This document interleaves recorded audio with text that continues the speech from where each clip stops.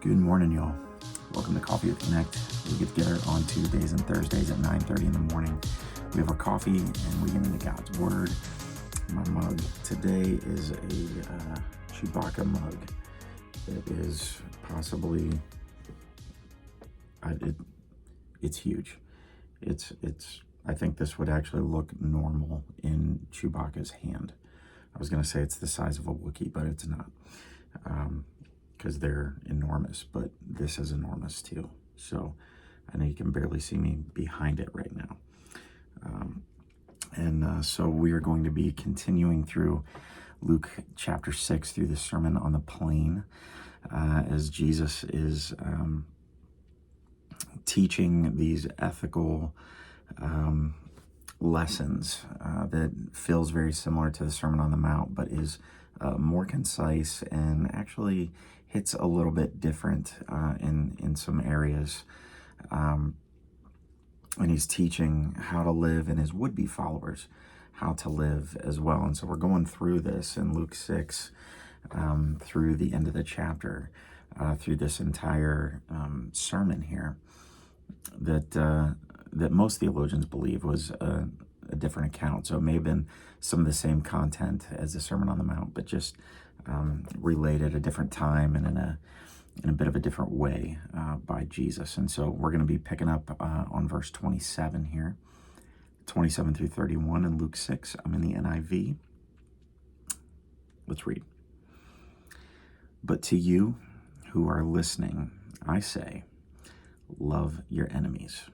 Do good to those who hate you. Bless those who curse you. Pray for those who mistreat you. If someone slaps you on one cheek, turn to them the other also. If someone takes your coat, do not withhold your shirt from them. Give to everyone who asks you, and if anyone takes what belongs to you, do not demand it back. Do to others as you would have them do to you.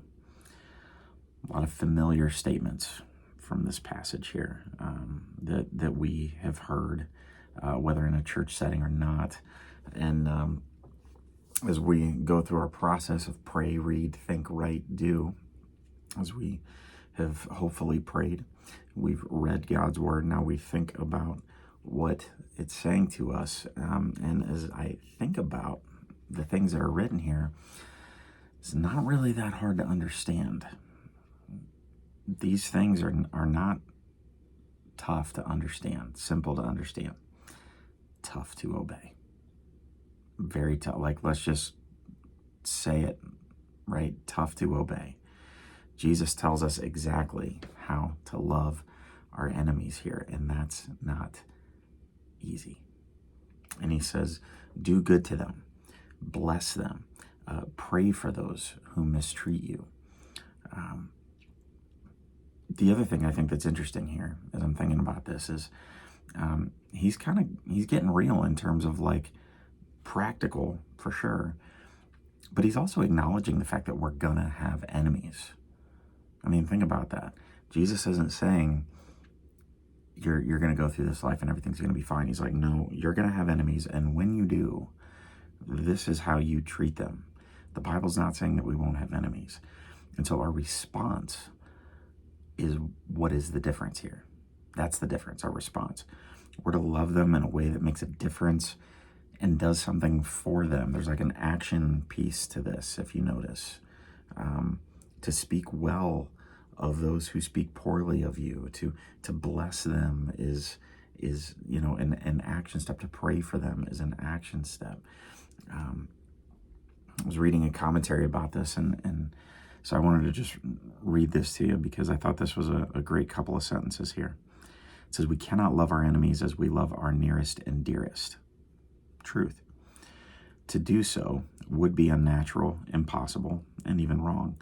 But we can see to it that no matter what a man does to us, even if he insults us, ill-treats, and injures us, we will seek nothing but his highest good.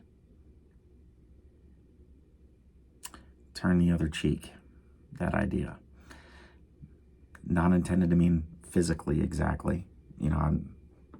Jesus isn't saying just let somebody continually, beat the snot out of you if they are. It's the principle behind it there that's wrapped up in all of this. You know, Jesus is saying you've got to accept certain evils that are going to be committed against you and trust God to defend you. And he lived this out as well. The other amazing thing about Jesus is he's never asking us to do something that he hasn't done already. I mean, that's leadership. And, you know, he was insulted. He was, you know, he was treated like garbage by his enemies. And his response is right here.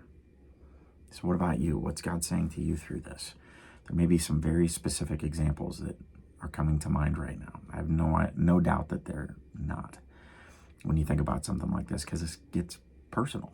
You think about how people are treating us and treating you and such. And so what's the response? Is your response positive toward them, toward that situation, toward that circumstance?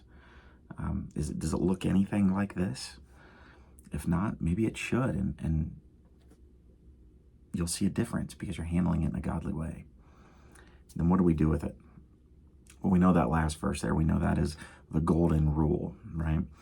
And that's what we do. That's the response. We treat others as we would want to be treated. Do to others as you would have them do to you. Sacrificial, giving love to those who treat you bad and don't deserve it. That's what you do. That's the response. He loved the world so much that he died for them. And that includes you. That includes me. That includes your enemies. That includes those who have done wrong to you. And he calls us to forgive. He calls us to love them. And we know his ways are better than our selfish ways. This Sunday, I'm actually going to be wrapping up a series called Fail Forward. And I'm going to be talking more about this kind of thing. We're going to be talking about forgiveness and how we can fail forward through forgiveness. And so I hope that you will consider joining me, whether in person or online, for that conversation. And I hope that you will like this video, subscribe to the channel, share this with somebody that needs it, and really let this sink in and apply to your own heart and your own life, first and foremost. And join me again next time so we can have our coffee and connect to Christ's community, purpose, and God's word together. See ya.